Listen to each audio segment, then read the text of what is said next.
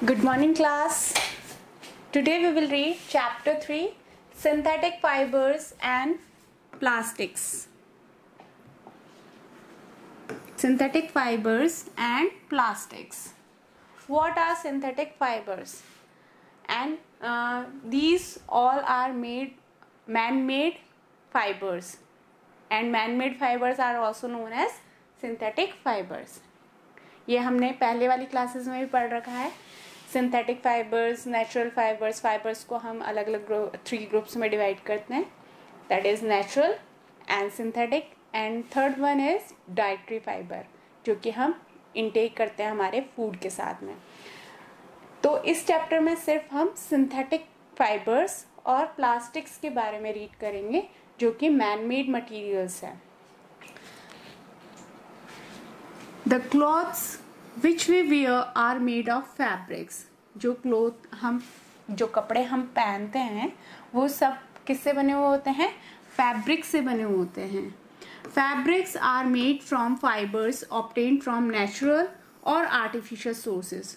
और ये जो फाइबर्स हैं जिनसे हमारा फैब्रिक बनता है, कपड़ा बनता है, ये क्या होता है? ये या तो हमारा नेचुरल या फिर आर्टिफिशियल सोर्स से हमें मिलते हैं ये वाले फाइबर्स जो हैं. Can you name some natural fibres? क्या आप कुछ नेचुरल फाइबर्स के नेम बता सकते हैं? Fibres are also use for making a large variety of households articles. और ये जो फाइबर्स हैं वो हम हमारे जो हाउस होल्ड आर्टिकल्स हैं, मतलब जो हम घर पे जो चीज़ें यूज़ करते हैं उनको बनाने के अंदर भी ये जो फाइबर्स हैं ये यूज़ किए जाते हैं. Make a list of some common articles made from fibres. अगर हम जो हमारे घर में जो चीज़ें यूज़ होती है उनको अगर हम उनकी एक लिस्ट बनाएं तो हम कॉमन आर्टिकल्स की लिस्ट बना सकते हैं जो कि फाइबर्स से बने होते हैं. Try to separate them into those made from natural fibres and those made from artificial fibres. और उन दोनों को हमें सेपरेट ग्रुप में डिवाइड करना है. एक तो आर्टिफिशियल फाइबर्स से बने हुए जो चीज़ें हैं वो, और जो नेचुरल फाइबर्स से बनी हुई चीज़ें हैं उनको अलग अलग ग्रुप में डिवाइड करना है. तो यहाँ पर एक टेबल आपको दे रखी है. इस टेबल के अंदर आपको उन आर्टिकल्स के नेम फिल करने हैं जो कि नेचुरल और आर्टिफिशियल दोनों ही आपको यहाँ पर नेम लिखना है. और यहाँ पर वो नेचुरल से बना हुआ है या आर्टिफिशियल से बना हुआ है, ये आपको टेबल कंप्लीट करनी है. Now next, why did you label some fibres as artificial? क्यों आप कुछ फाइबर्स को आर्टिफिशियल कहते हैं? You have read in your previous classes that natural fibres like cotton, wool, silk etcetera are obtained from plants और animals. जैसे कि हमने पहले वाली क्लासेस में पढ़ा हुआ है कि जो कॉटन है, वूल है, सिल्क है, ये सारे नेचुरल फाइबर्स की कैटेगरी में आते हैं क्योंकि ये हमें या तो प्लांट से या एनिमल्स से मिलते हैं. The synthetic fibres on the other hand are made by human beings. लेकिन जो सिंथेटिक फाइबर्स होते हैं, जैसे कि मैंने आपको पहले भी बताया कि सिंथेटिक फाइबर्स जो होते हैं वो मैन मेड फाइबर्स भी कहलाते हैं. तो जो ये जो सिंथेटिक फाइबर्स हैं ये ह्यूमन बींग्स के थ्रू बनाए जाते हैं. That is why these are called synthetic और मैन मेड फाइबर्स. इसलिए हम इनको सिंथेटिक या मैन मेड फाइबर्स भी कहते हैं. What are synthetic fibers? So, try to recall the uniform pattern found in a necklace of beads joined with the help of a thread. आप अगर एक नेकलेस को देखेंगे जिसके अंदर जो बीड्स हैं वो एक थ्रेड में पिरोई हुई रहती है, और try to join a number of paper clips together to make a long chain as in figure 3.1. There are any similarity between the two?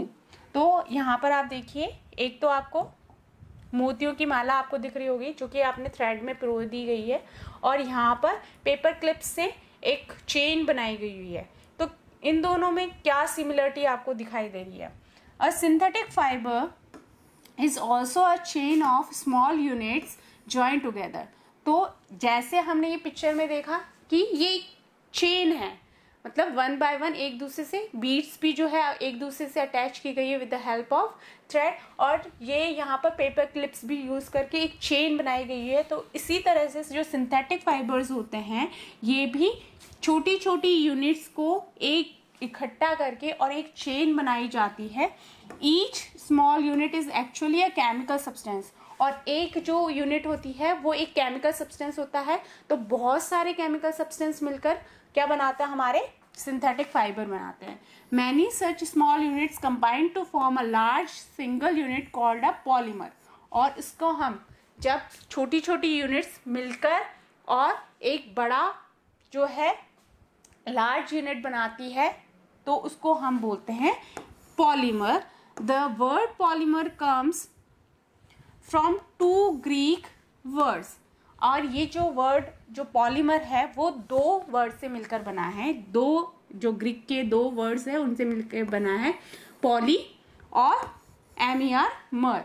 तो पॉली का मतलब होता है मैनी और मर का मतलब होता है पार्ट या यूनिट, यानी बहुत सारी यूनिट्स मिलकर एक जब सिंगल यूनिट बनाती है, बिग यूनिट बनाती है, तो उसको हम पॉलीमर कह देते हैं। So a polymer is made of many repeating units, इसलिए ये जो पॉलीमर है वो रिपीटिंग यूनिट्स मतलब एक ही तरह की स्मॉल स्मॉल यूनिट्स को रिपीट करके और बनाई जाती है, तो उसको हम पॉलीमर कहते हैं। Now on next page, polymers occur in nature also. Cotton for example is a polymer called cellulose. तो नेचर में भी पॉलीमर्स पाए जाते हैं, जैसे कि कॉटन जो है पॉलीमर है सेल्यूलोज का। Cellulose is made up of large number of glucose units, और ये जो सेल्यूलोज होता है ये बहुत सारे ग्लूकोज यूनिट से मिलकर बना हुआ होता है। तो इस तरह से कॉटन भी हम पॉलीमर, कॉटन को भी पॉलीमर कहते हैं क्योंकि ये जो है हमारा सेल्यूलोज से मिलकर बना होता है। ठीक है। Types of synthetic fibres. अब फर्स्ट सिंथेटिक फाइबर कौन सा है हमारा, रेयॉन। रेयॉन किस तरह से बना हुआ है ये हम पढ़ेंगे। You have read in class 7 that silk fiber obtained from silkworm, जैसा कि हमने क्लास 7 में पढ़ा है कि जो सिल्क फाइबर है वो सिल्क वॉर्म से मिलता है। And was discovered in China, और ये सबसे पहले चाइना में डिस्कवर किया गया था। And was kept as a closely guarded secret for a long time, और फिर इसको बहुत लंबे समय तक इसको सीक्रेटली रखा गया था। Fabric obtain from silk fibre was very costly, और जो सिल्क फाइबर से जो फैब्रिक बनाया जाता है, कपड़ा बनाया जाता है, वो बहुत महंगा होता है, कॉस्टली होता है। But it's beautiful texture fascinated everybody, लेकिन ये इतना सुंदर होता है दिखने में कि सबको आकर्षित करता है। Attempts were made to make silk artificially, और कई अटेम्प्ट्स भी किए गए हैं कि सिल्क को आर्टिफिशियली बनाया जाए। Towards the end of the 19th century, scientists were successful in obtaining a fiber having properties similar to that of silk. और 19th century के एंड तक साइंटिस्ट ने एक फाइबर इस तरह का बनाया जो जिसकी प्रॉपर्टीज सिमिलर सिल्क से मिलती जुलती थी। Such a fiber was obtained by chemical treatment of wood pulp. और ये जो फाइबर है ये कैसे बनाया गया था, वुड पल्प पे, वुड का जो लकड़ी का जो पल्प होता है उसके ऊपर केमिकल ट्रीटमेंट करके, और ये जो सिल्क जैसा जो आइटम था, जो फाइबर था, वो बनाया गया और इसको हमने बोल दिया, इसका नाम दिया गया, this fibre was called rayon और आर्टिफिशियल सिल्क। और इसको आर्टिफिशियल सिल्क और रेयॉन बोला जाता है क्योंकि ये सिल्क की तरह दिखाई देता है और इसकी जो प्रॉपर्टीज होती है वो कुछ सिल्क की तरह होती है। Although rayon is obtained from a natural source, wood pulp, yet it is a man-made fiber. जबकि ये wood pulp से ही बनाया गया है रेयॉन, लेकिन ये इसको हम man-made fiber बोलते हैं क्योंकि इसे डायरेक्टली हम प्लांट से नहीं लेते हैं, इसके ऊपर केमिकल प्रोसेस करके, वुड पल्प को केमिकल प्रोसेस करके और फिर हम जो रेयॉन है वो क्रिएट करते हैं, इसलिए इसको हम मैन मेड फाइबर ही कहते हैं। It is cheaper than silk, और ये सिल्क से सस्ता होता है। And can be woven like silk fibres, और सिल्क फाइबर की तरह ही हम इनको भी बुन सकते हैं। It can also be died in a wide variety of colours, और अलग अलग कलर्स में हम इसको डाई भी कर सकते हैं। Rayon is mixed with cotton to make bed sheets और mixed with wool to make carpets, और रेयॉन जो फैब्रिक है, फाइबर है, उसको कॉटन के साथ मिक्स करके बेडशीट्स बनाई जाती है, या फिर उसको वूल के साथ मिक्स करके कारपेट्स भी बनाई जाती है। So here you can see carpets and bedsheets made from artificial fiber. Nylon. Next is, first one was rayon, second one is nylon. Nylon is another man-made fiber. In 1931 it was made without using any natural raw material from plant or animal. Nylon जो है वो दूसरा man-made fibre है जो कि 1931 में ये बनाया गया था बिना कोई नेचुरल रॉ मटेरियल यूज किए हुए। It was prepared from coal, ये किससे बनाया गया था? Coal, water and air. It was the first fully synthetic fibre, और ये सबसे पहला सिंथेटिक फाइबर था।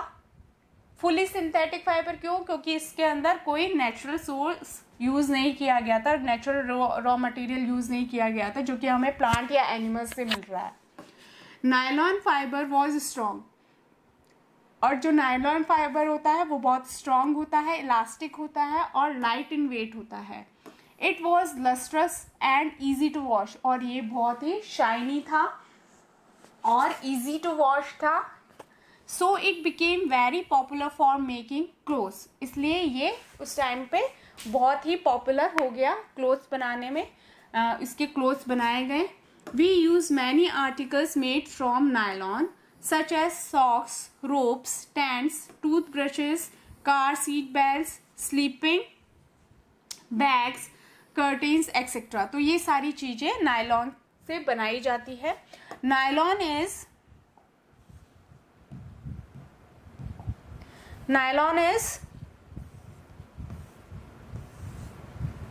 also used for making parachutes. Nylon को पैराशूट्स बनाने में, ropes of rock climbing ropes जो होती हैं वो भी बनाने में यूज की जाती है।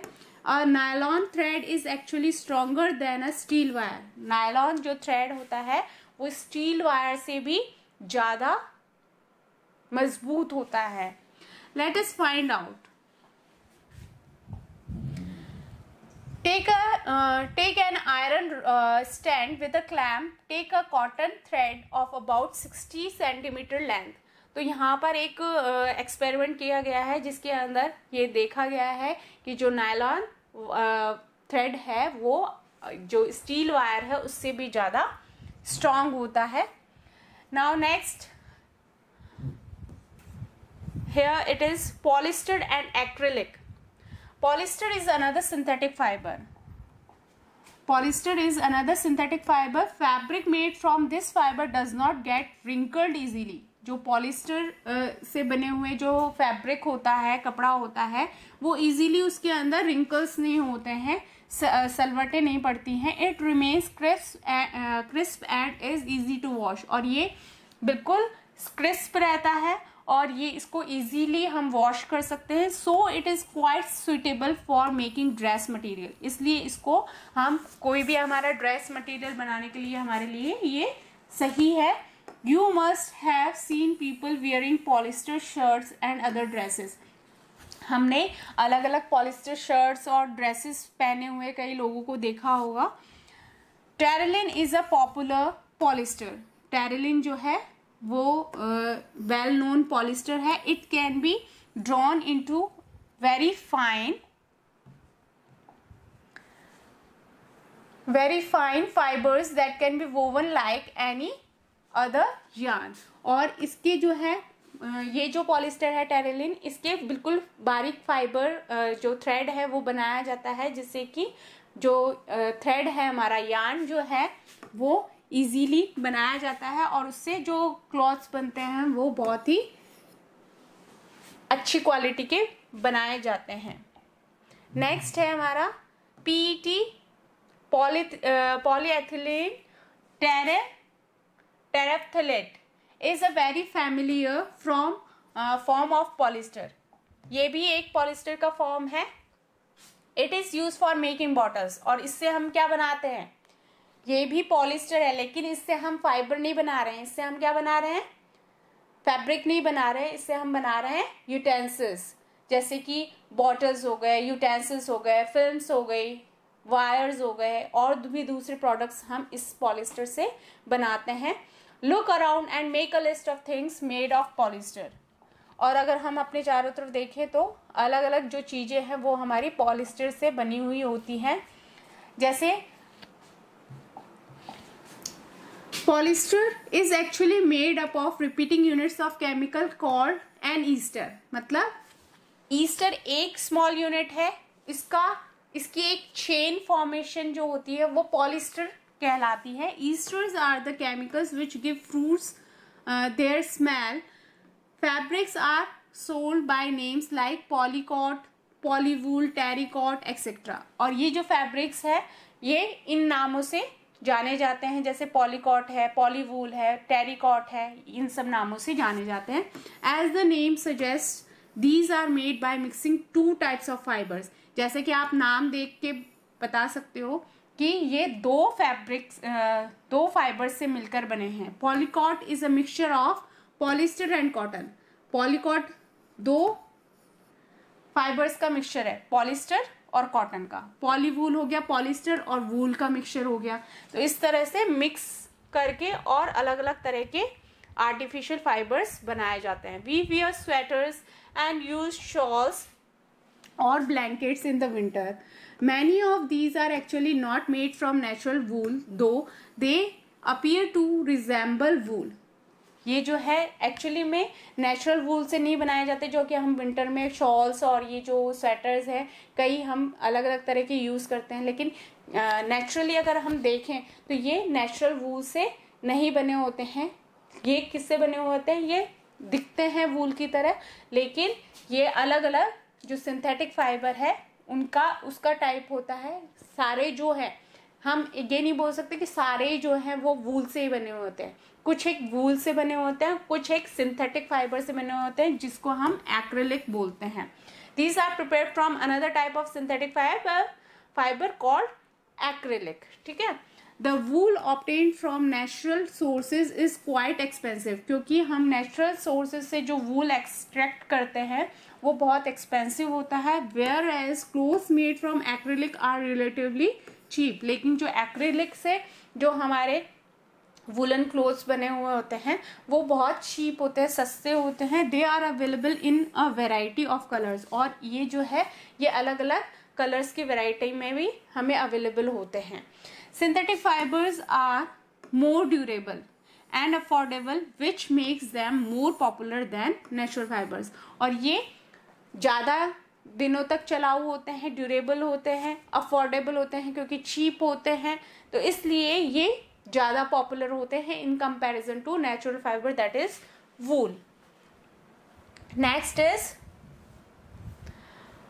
You have already performed an activity of burning natural and synthetic fibre. ये हमने एक्टिविटी पहले भी कर रखी है. अगर हम नेचुरल फाइबर को और सिंथेटिक फाइबर को जलाते हैं तो क्या होता है? When you burn synthetic fiber, you find that their behavior is different from that of natural fiber. मतलब दोनों का जो behavior होगा जलने पर अलग अलग होगा. You must have noticed that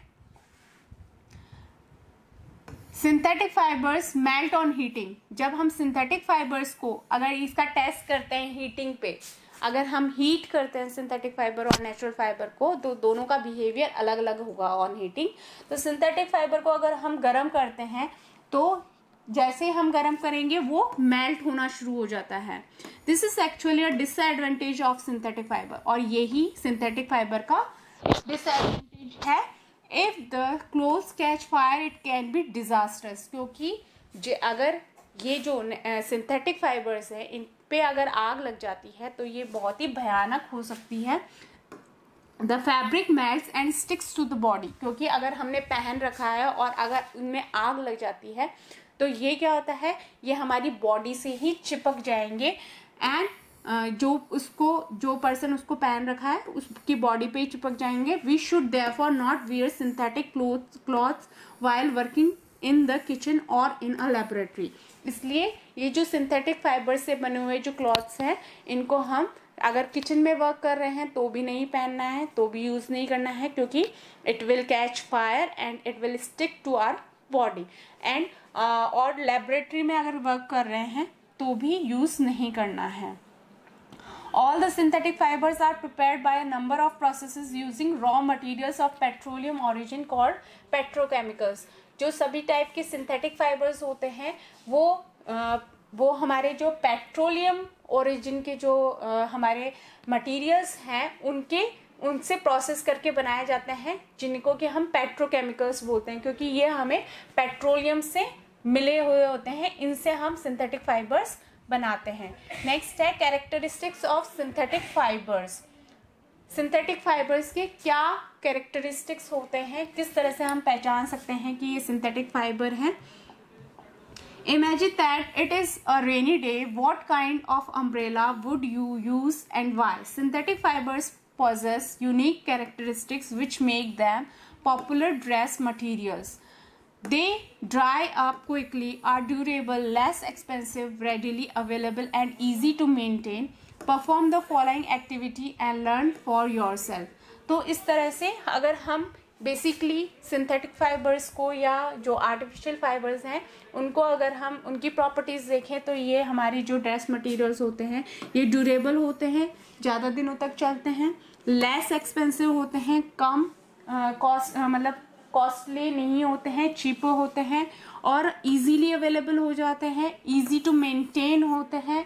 इसलिए ये ज़्यादा वेल नोन है, ये हम ज़्यादा यूज़ करते हैं, पॉपुलर है ये. अब एक्टिविटी 3.2 है. Take 2 cloth pieces of the same size रफली ½ metre square each one and one of these should be from natural fibre. उनमें से एक नेचुरल फाइबर होना चाहिए, एक सिंथेटिक फाइबर होना चाहिए. You can take help of your parents in selecting these pieces. Soak these pieces in different mugs, each containing the same amount of water. Take the pieces out of containers after 5 minutes and spread them in the sun for a few minutes. Compare the volume of the water remaining in each container. तो आपने 2 container ले लेने हैं. एक के अंदर आप डालेंगे जो हमारा नेचुरल फाइबर है और दूसरे के अंदर हम डालेंगे सिंथेटिक फाइबर है. तो आप देखेंगे थोड़ी देर आपको दोनों को सोक करके रखना है दोनों कंटेनर्स में, और आप जब देखेंगे कि कौन से कंटेनर में ज़्यादा पानी है और कौन से कंटेनर में कम पानी, जब हम उन दोनों फाइबर्स को उन कंटेनर से बाहर निकाल लेंगे तो जो सिंथेटिक फैब्रिक होगा वो हमारा जो है पानी को कम एब्जॉर्व करेगा in comparison to natural fibre. Natural fibres जो है पानी को इजीली एब्जॉर्व कर लेते हैं. तो इस तरह से भी हम डिफ्रेंशिएट कर सकते हैं नेचुरल और जो आर्टिफिशियल फाइबर है या सिंथेटिक फाइबर है उनके अंदर. Do synthetic fibres soak less? ये यस, सिंथेटिक फाइबर्स जो है वाटर को कम सोक करेंगे और जो है जल्दी से अगर हम उनको सुखाएंगे तो वो जल्दी से सूख जाते हैं, जबकि नेचुरल फाइबर पानी को अच्छे से रिटेन कर लेंगे और जब हम सुखाएंगे तो वो धीरे धीरे सूखेंगे. तो ये हो गई एक इसकी जो है कैरेक्टरिस्टिक्स हो गया. What does this activity tell you about the characteristics of the synthetic fabrics? Find out from your parents about the durability, cost and maintenance of these fabrics compared to the natural fabrics. तो इस तरह से हम अपनी parents के help से उसकी durability, cost और मेंटेनेंस वगैरह हम इन फैब्रिक्स की कंपेयर कर सकते हैं नेचुरल फाइबर से. Next one is plastics. Plastics क्या होती हैं? You must be familiar with many plastic articles used every day. Make a list of such items and their uses. तो अगर हम देखें कि हमारी लाइफ में हमारी जो डेली यूज़ हम लेते हैं, अलग अलग चीज़ें यूज़ में लेते हैं प्लास्टिक्स की, बेसिकली सारी मैक्सिमम चीज़ें जो हैं वो हमारी प्लास्टिक की बनी हुई होती है. Plastic is also a polymer. Plastic भी पॉलीमर है, जैसे कि हमने रेयॉन पढ़ा है ना, नायलॉन पढ़ा, टेरिलीन पड़ा, ये सारे हमारे पॉलीमर्स थे. उसी तरह से प्लास्टिक भी जो है वो पॉलीमर है. Like the synthetic fibre all plastics do not have the same type of arrangement of units. लेकिन सभी प्लास्टिक में एक ही तरह का अरेंजमेंट नहीं होता है, जैसे कि हमने चेन वाला अरेंजमेंट पढ़ा था पॉलीमर्स में, लेकिन सभी प्लास्टिक्स में ये नहीं होता है।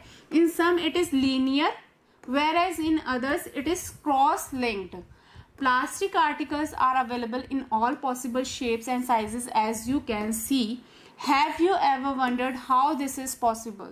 The fact is that plastic is easily molded, that can be shaped in any form. Plastic can be recycled, reused, colored, melted, rolled into sheets or made into wires. That is why it finds such a variety of uses. क्योंकि जो plastic है, plastic में जो arrangement होता है units का, वो linear भी हो सकता है, चेन वाइज भी हो सकता है, या क्रॉस लिंक भी हो सकता है। तो इसलिए इसकी जो प्लास्टिक की जो शेप है वो पॉसिबली हम अलग अलग शेप की और अलग अलग साइजेस के हम जो कंटेनर्स हैं, जो हमारी चीज़ें हैं, अलग अलग चीज़ें हम प्लास्टिक से बना सकते हैं। और अगर हम प्लास्टिक की जो चीज़ें देखें तो इसको हम अलग अलग शेप्स में इसको मोल्ड कर सकते हैं, क्योंकि ये जो प्लास्टिक है इसको हम रिसाइकल भी कर सकते हैं, रीयूज भी कर सकते हैं, कलर अलग अलग कलरफुल भी बना सकते हैं, इसको मेल्ट भी कर सकते हैं, हम दूसरी शीट्स में भी बना सकते हैं, वायर्स में भी उसको कन्वर्ट कर सकते हैं। तो प्लास्टिक इस तरह से कन्वर्ट हो जाती है किसी भी शेप में, इसलिए हम इसके कोई से भी जो आइटम्स हैं वो बना सकते हैं प्लास्टिक को यूज करके। Polythene is an example of plastic. Polythene जो है वो प्लास्टिक का ही एग्जाम्पल है। It is use for making commonly use polythene bags. और हम जो पॉलीथीन बैग्स यूज करते हैं वो इस प्लास्टिक से ही बना हुआ होता है। Now try to bend a piece of plastic yourself. Can all the plastic articles be bend easily. अगर हम एक प्लास्टिक के आइटम को बैंड करने की कोशिश करें, लेकिन क्या सभी प्लास्टिक के आइटम को हम इजीली बैंड कर सकते हैं? You will observe that some plastic articles can be bend easily. हम ये देखते हैं कि कुछ जो प्लास्टिक के आइटम्स हैं वो हम इजीली बैंड कर पाते हैं, जबकि कुछ प्लास्टिक के आइटम्स हैं अगर हम फोर्सफुली उनको बैंड करने की कोशिश करेंगे तो वो ब्रेक हो जाते हैं, टूट जाते हैं। So when we add hot water to a plastic bottle it gets deformed। जब हम एक जो हमारी प्लास्टिक की बॉटल है उसके अंदर अगर हम गर्म पानी डाल देंगे तो उसकी जो शेप है वो चेंज हो जाएगी, डिफॉर्म हो जाएगी। Such plastic which get deformed easily on heating and can be bent easily are known as thermoplastics। तो ऐसी प्लास्टिक जिनको हम गर्म करने पर उसकी जो शेप है वो चेंज हो जाती है या बेंट हो जाती है तो उनको हम थर्मोप्लास्टिक्स कहते हैं। Polythene and PVC are some of the examples of thermoplastics. Polythene और पीवीसी इन थर्मोप्लास्टिक्स के ही एग्जाम्पल हैं। These are used for manufacturing toys, combs and various types of containers। और ये जो थर्मोप्लास्टिक्स हैं ये हम कॉम्स बनाने में, टॉयज बनाने में और अलग अलग टाइप की कंटेनर्स बनाने में यूज करते हैं। On the other hand there are some plastics which when moulded once can not be soften by heating. और इसके अलावा दूसरे तरह की प्लास्टिक्स भी होती हैं जिनको एक बार अगर हमने जिस शेप में कन्वर्ट कर दिया तो अगर हम उसको हीट भी करेंगे, गर्म भी करेंगे तो भी उसकी शेप चेंज नहीं होगा। These are called thermosetting plastics। और इन प्लास्टिक्स को क्या बोलते हैं? Thermosetting plastics.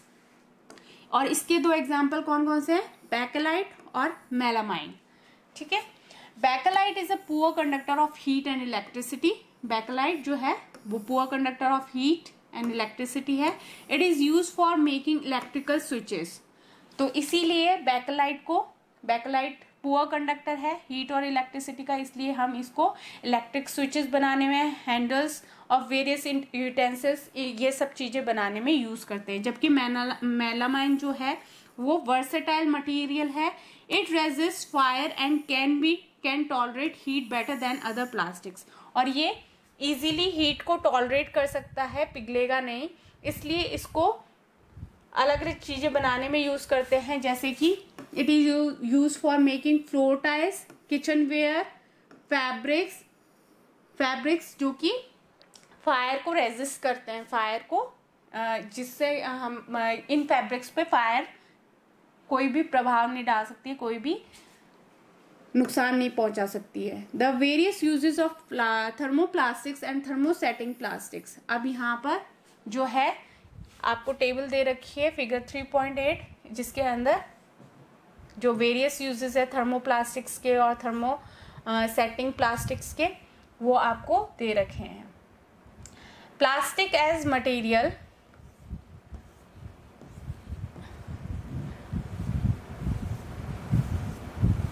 so now the topic is plastic as materials of choice. Today if we think of storing a food item, water, milk, pickles, dry food, etc., plastic containers are seem most convenient. तो हम किसी भी चीज़ को store करने के लिए ज़्यादातर हम किस चीज़ का यूज़ करते हैं, जो प्लास्टिक कंटेनर्स होते हैं उनका यूज़ करते हैं। ये हमारे लिए कन्वीनियंट होते हैं। This is because of their light weight, क्योंकि ये लाइट वेट के होते हैं, मतलब इनका जो वेट होता है वो बिल्कुल ये हल्के होते हैं। इनकी प्राइस जो होती है वो लोअर होती है, चीप होते हैं। गुड स्ट्रेंथ होती है, मतलब ज़्यादा दिन तक हम इनको यूज़ कर पाते हैं, ख़राब नहीं होते हैं। एंड ईजी हैंडलिंग होती है, इसलिए हम मैक्सिमम टाइम पे हमारे किचन जो कंटेनर्स होते हैं या फिर जो भी अगर हमें कोई भी चीज़ स्टोर करनी होती है तो प्लास्टिक के कंटेनर्स यूज़ करते हैं। Being lighter as compared to metals, plastics are used in cars, aircraft, spacecraft too. तो इन सब चीज़ों में, कार्स, एयरक्राफ्ट, स्पेसक्राफ्ट, इनमें भी प्लास्टिक का यूज़ होता है। The list is endless if we start counting articles like slippers, furniture, decoration pieces etcetera.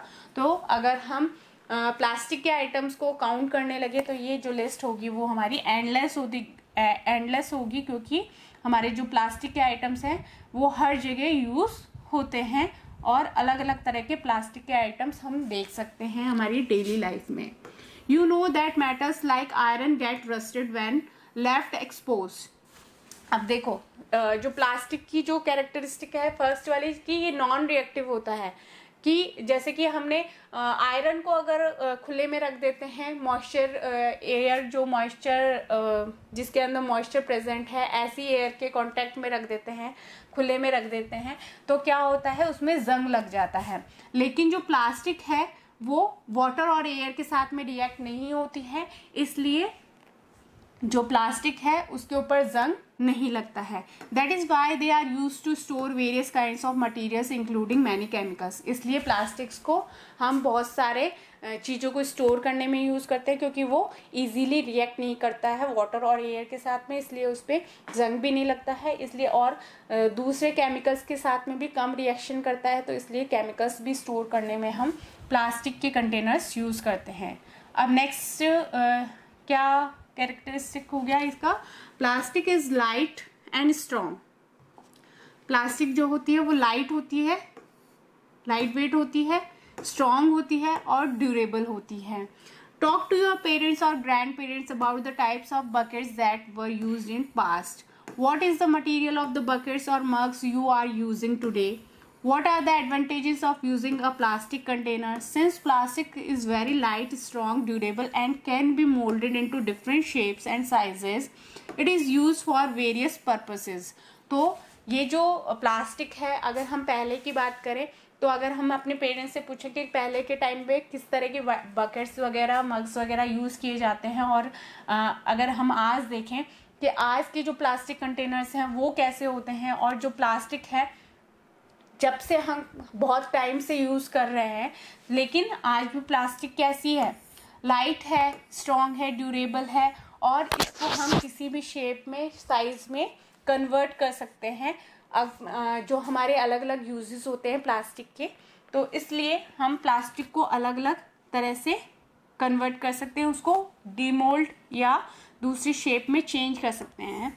Plastics are generally cheaper, ये सस्ती होती हैं मेटल्स के, अगर कंपेयर करें मेटल्स से तो ये सस्ती होती हैं, चीपर होती हैं। They are widely use in industry and for household articles, और ये इंडस्ट्रीज में as well as household articles बनाने में भी जो प्लास्टिक का है बहुत ज़्यादा यूज़ होता है। Make a list of different kinds of plastic containers that you use in daily life. और हम इसकी लिस्ट भी बना सकते हैं कि जो जो हम प्लास्टिक आइटम्स या प्लास्टिक कंटेनर्स अलग अलग तरह के यूज़ करते हैं हमारी डेली लाइफ में। Plastics are poor conductors. Next जो हो गई हमारी प्लास्टिक की कैरेक्टरिस्टिक कि ये पुअर कंडक्टर्स होते हैं हीट ऑफ इलेक्ट्रिसिटी। मतलब अगर हम इनको इलेक्ट्रिसिटी फ्लो नहीं हो पाती है इसके अंदर, तो इसलिए इससे शॉक भी नहीं लगता है। You have learned about that plastics are poor conductors of heat and electricity, that is why electrical wires have plastic covering. इसलिए इलेक्ट्रिकल वायर्स के ऊपर कौन सी कवरिंग होती है? प्लास्टिक की कवरिंग होती है। और जो स्क्रू ड्राइवर्स होते हैं उनके हैंडल पे भी प्लास्टिक की कवरिंग होती है। As mentioned above, handles of frying pans are also made of plastic. और जो फ्राइंग पैन होते हैं जो कि हम किचन में यूज़ करते हैं उनके हैंडल्स पे भी प्लास्टिक की कवरिंग होती है। Now plastics and the environment. When we go to the market, we usually get things wrapped in plastic or packed in polythene bags. That is one reason why plastic waste keeps getting accumulated in our homes. अब देखिए ये plastic जो है हमारे लिए useful तो है, लेकिन ये हमारे एनवायरनमेंट के लिए हार्मफुल भी है, क्योंकि जो प्लास्टिक है वो डिकम्पोज नहीं होती है। हज़ारों करोड़ों सालों तक भी वो एज इट इज़ हमारे अर्थ पे पड़ी रहती है। अगर हम इसको थ्रो कर देते, फेंक देते हैं, कचरे में फेंक देते हैं, तो इसको हम सिर्फ रिसाइकल कर सकते हैं, ये डिकम्पोज नहीं होती है।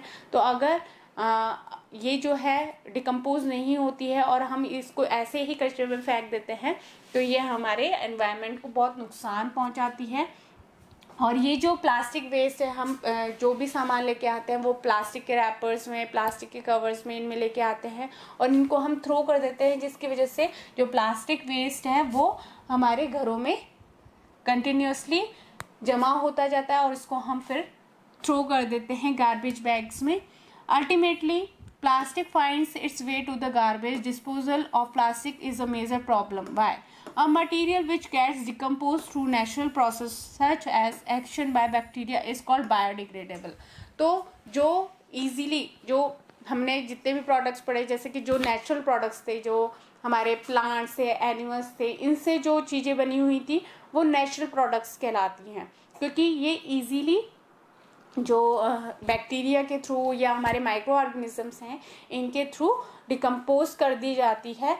लेकिन और इसीलिए जो इजीली डिकम्पोज हो जाते हैं जो हमारे नेचुरल प्रोडक्ट्स हैं, तो उनको हम बायोडिग्रेडेबल कहते हैं, जो कि हमारे बैक्टीरिया वगैरह के एक्शन से डिकम्पोज हो जाते हैं इजीली।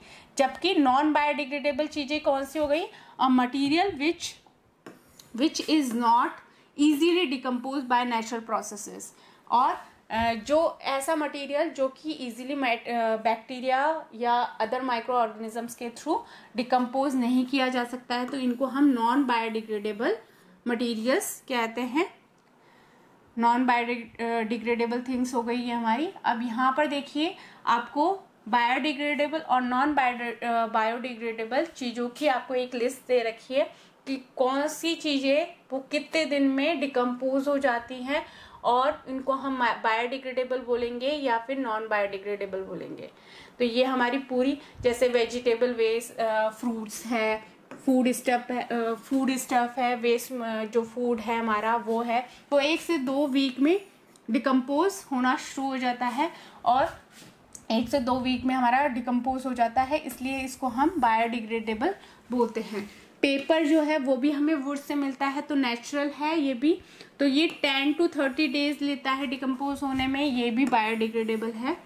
कॉटन क्लॉथ भी हमें प्लांट से मिलता है, 2 से 5 महीने में ये डिजनरेट हो जाता है और ये भी बायोडिग्रेडेबल है। वुड भी हमारा 10 to 15 ईयर्स लेता है और ये भी बायोडिग्रेडेबल है। वूलन क्लोथ्स जो हैं वो 1 साल लेते हैं और ये भी बायोडिग्रेडेबल है। जबकि जो मेटल से, जैसे टिन, एल्यूमिनियम और दूसरे मेटल कैन से, वो 100 से 500 साल तक भी अगर ज़मीन में पड़े रहें तो भी डिकम्पोज नहीं होते हैं, इसलिए ये नॉन बायोडिग्रेडेबल है। और प्लास्टिक बैग्स जो हैं वो तो बहुत ही साल लेते हैं, तो इसलिए ये भी नॉन बायोडिग्रेडेबल है। तो ये हो गया हमारा बायोडिग्रेडेबल और नॉन बायोडिग्रेडेबल की लिस्ट। Now next, since plastics takes several years to decompose, जबकि प्लास्टिक्स जो है वो कुछ साल लेती हैं डिकम्पोज होने में, it is not environmental friendly, इसलिए इसको हम एनवायरमेंट फ्रेंडली नहीं बोल सकते हैं। इट कॉजेज एनवायरमेंटल पॉल्यूशन, ये हमारे एनवायरमेंट को पॉल्यूट करता है। Besides the burning process in the synthetic material is quite slow and it does not get completely burn easily, और ये जब जलता है तब भी पॉइजनस गैसेस निकलती है और ये पूरा अच्छे से नहीं जल पाता है, तो इसलिए ये हमारे एनवायरनमेंट को नुकसान ही पहुंचाता है। In the process, it releases lots of poisonous fumes into the atmosphere, causing air pollution. How can this problem be solved? तो ये जो प्रॉब्लम है प्लास्टिक की, जो हमारे एनवायरनमेंट को रेगुलरली नुकसान पहुंचाना, इसको हम किस तरह से सॉल्व कर सकते हैं? अवॉइड, तो इसका एक ही सॉल्यूशन है कि हम जो है avoid the use of plastics as far as possible, कि हमें कम से कम प्लास्टिक बैग्स या प्लास्टिक की जो चीज़ें हैं वो यूज़ करनी है। Make use of bags made of cotton और जूट, और हमें ऐसे बैग्स यूज़ करने हैं जो कॉटन या जूट से बने हैं। When you go for shopping, the biodegradable and non-biodegradable waste should be collected separately and disposed of separately. तो हमें क्या करना है, जो अभी हमारे घर के अंदर जो बायोडिग्रेडेबल चीज़ें हैं और नॉन बायोडिग्रेडेबल चीज़ें हैं उनको सेपरेट करना है और अलग अलग बैग्स में रखना है, और इसी तरह से हमें उनको डिस्पोज ऑफ भी करना है। Practice this in your homes. Can you suggest some other ways in which you can contribute towards reducing the use of plastic materials? और ये जो प्लास्टिक मटेरियल्स है इनका हम किस तरह से कम यूज़ करें, इसके लिए हम और दूसरी प्रैक्टिसेस भी कर सकते हैं। It is better to recycle plastic waste. और ये जो हमारा प्लास्टिक वेस्ट होता है उसको हम गार्बेज में ना थ्रो करके उसको रिसाइकलिंग के लिए अगर दें, और most of the thermoplastic can be recycled, और जो थर्मोप्लास्टिक्स होती हैं, ज़्यादातर जो थर्मोप्लास्टिक्स होती हैं उनको हम रिसाइकल कर सकते हैं।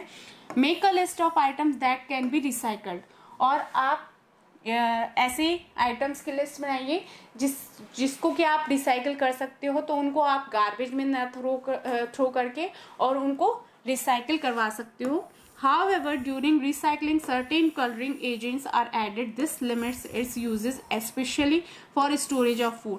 लेकिन ये जो रिसाइकल्ड जो प्लास्टिक होती है, ये इसके अंदर कलर्स वगैरह यूज़ किए जाते हैं, जिससे कि हम अगर इन्हीं कंटेनर्स में हम फूड स्टोर करेंगे तो ये हमारे लिए हार्मफुल हो सकता है। तो रिसाइकल्ड प्लास्टिक जो है वो हम फूड स्टोरेज के लिए, रिसाइकल्ड प्लास्टिक से जो कंटेनर्स बने हुए होते हैं उसको हम फूड स्टोरेज के लिए यूज़ नहीं कर सकते हैं। As a responsible citizen remember 5R principle. तो हमें 5R प्रिंसिपल लर्न करना है, याद रखना है कि अगर हमें एक रेस्पॉन्सिबल सिटीजन का रोल प्ले करना है तो हमें 5R याद रखने हैं। It is reduce, reuse, recycle, recover and refuse. Develop habits which are environmental friendly, और जो environmental friendly habits हैं जो हमारे environment को नुकसान ना पहुंचाए, ऐसी habits हमें generate करनी है, ऐसी habits हमें develop करनी है हमारे अंदर। तो इस तरह से हम plastics का कम यूज़ करें और पेपर जो प्लास्टिक बैग्स हैं उन्हीं को हम रीयूज़ करें, रिसाइकिल कर सकते हैं, हम प्लास्टिक आइटम्स को रिकवर करें और कम यूज़ करें, रिफ्यूज़ कर दें। जैसे कि हम प्लास्टिक बैग की जगह कॉटन या जूट का बैग यूज़ कर लें, तो इस तरह से हम प्लास्टिक का कम यूज़ कर सकते हैं। So here our chapter is completed. These are keywords. So students, our chapter is completed. Chapter 3, synthetic fibers and plastics. Okay, thank you.